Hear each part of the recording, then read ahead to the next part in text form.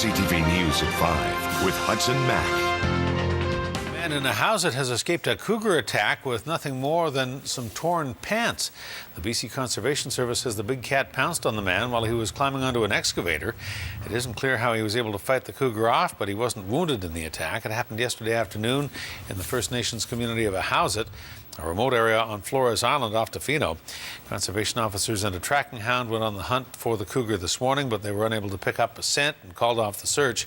You may recall earlier this summer, conservation officers shot and killed a cougar after a boy was attacked near Port Alberni. A Ministry of Health employee who was fired in a recent scandal says he is innocent.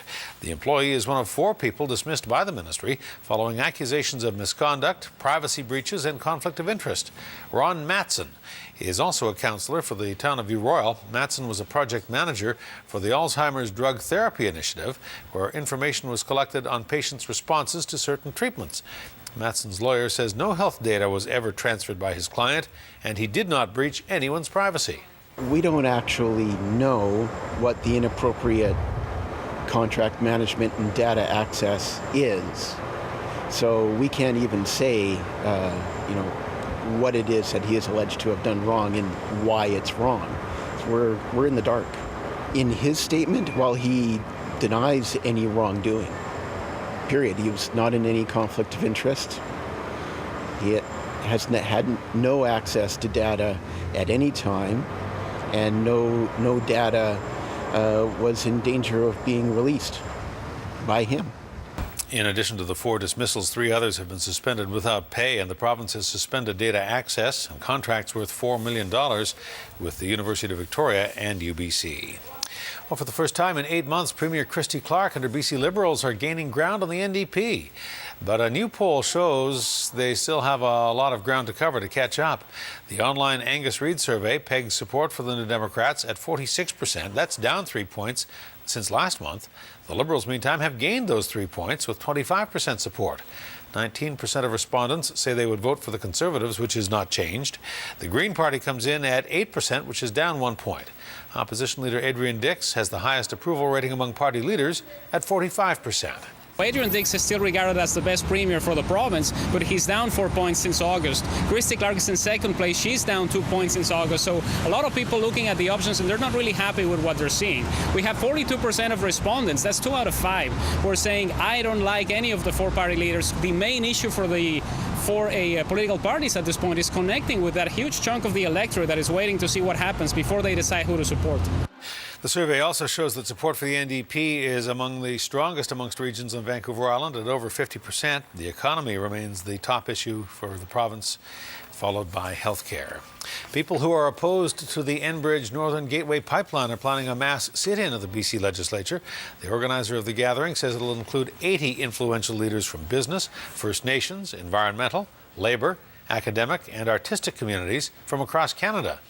The sit-in is slated for October 22nd to oppose the pipeline project, oil tankers, and the threat that they pose on BC's west coast. A military investigator at the scene of a Canadian soldier's suicide is standing behind his decision to allow Corporal Stuart Langridge's body to hang from a chin-up bar for 90 minutes. An investigation his parents in Victoria say is biased. The warrant officer from the National Investigative Team of the military says it was a necessary part of the investigation to rule out foul play. He says it was military procedure not to cut the body down as pictures and videos were recorded. He says a medical examiner was also on hand and did not express any concern. The Military Police Complaints Commission is examining allegations from Langridge's parents that their son had suffered post-traumatic stress disorder and that military police conducted a biased investigation into his death. Well, the 2012 EcoStar Awards were handed out in Victoria last night, recognizing outstanding achievement by local business in environmental stewardship.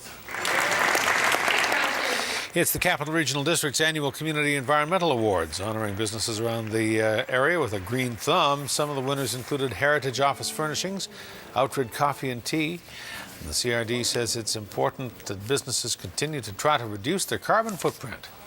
They've accomplished great things in terms of just climate action, taking a look at energy efficiency in their operations, water stewardship, reduction of pollutants. We couldn't accomplish what we are mandated to accomplish without partners in the community, whether it's youth, non-profits, private sector business. They're all doing their part to really making our region more sustainable. Hosting the event last night again this year is our own Astrid Braunschmidt at the Crystal Garden. For a full list of winners and to find out more about how your business can get involved and get green, go to crd.bc.ca/ecostar. The province is trimming the toll. Big news for motorists on the Lower Mainland, the toll on the new Port Mann Bridge. Instead of paying $3 to cross the new 10-lane bridge, drivers will pay $1.50. The province says the toll is going to be cut in half for up to a year to help BC families. But the NDP's transportation critic says the toll cut is merely an attempt for Liberals to gain favour in NDP ridings with the tolls on the new bridge. Labour tension continues to escalate at the University of Victoria. Union members are stepping up their job action, and that brought some campus services to a standstill today. Members of QP Local 951 are making a lot of noise. About 100 of them formed a new picket line today outside the Administrative Service Building. Rallies continued as well at the campus security complex and at the Saunders Annex Building. So far, no classes at UVic have been affected, but today some campus services had to be put on hold. No mail is being delivered today. Printing services, nothing's being printed for the UVic's 50th anniversary today. Also, purchasing services is ground to a halt. Some very serious discussions are going on about trying to get back to the bargaining table next week. We think the picket activity is accomplishing what we want it to. If it doesn't, then they'll be expanded out tomorrow. UVic says it's in talks with the union right now on when the two sides will get back to bargaining. UVic put an offer on the table in June and says since that point it's been waiting for an official counter-proposal. Yeah, what the university did on June the 22nd was table a settlement package in front of the unions at the bargaining table that we were both attending at the time. And what we got was a verbal response, but it was not a counter proposal. And that's how bargaining works. It's a series of one side putting a package in front of the other and then a responding package and back and forth. And that's how you get to negotiate a deal. The university previously offered a 4-year deal that had no wage increase in the first 2 years with 3.5% over the remaining 2. The unions say members need a larger wage increase to keep pace with inflation. New bargaining is set to get underway next week. And the uproar over the anti-Islamist film Innocence of Muslims that may have led to the attack on the consulate in Benghazi has continued now for a second night in Cairo, Egypt.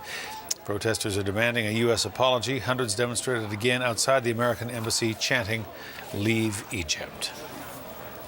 Well, the Apple rumors were true. The tech company announced the long-awaited release of its new smartphone, the iPhone 5, in San Francisco today.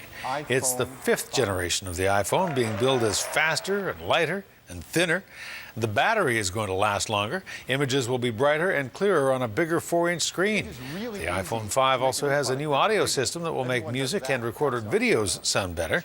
The drawback, though, according to some, is that it comes with a new connector. That means you'll have to buy an adapter to make it compatible with any of your aftermarket docking devices. A Calgary man who's accused of faking cancer to solicit money has been arrested in Victoria and now is on his way back home. 28-year-old Christopher Cook is accused of 2 counts of fraud. He was picked up in downtown Victoria yesterday afternoon. He's accused of faking cancer and holding fundraisers for treatment where guests shelled out more than $14,000.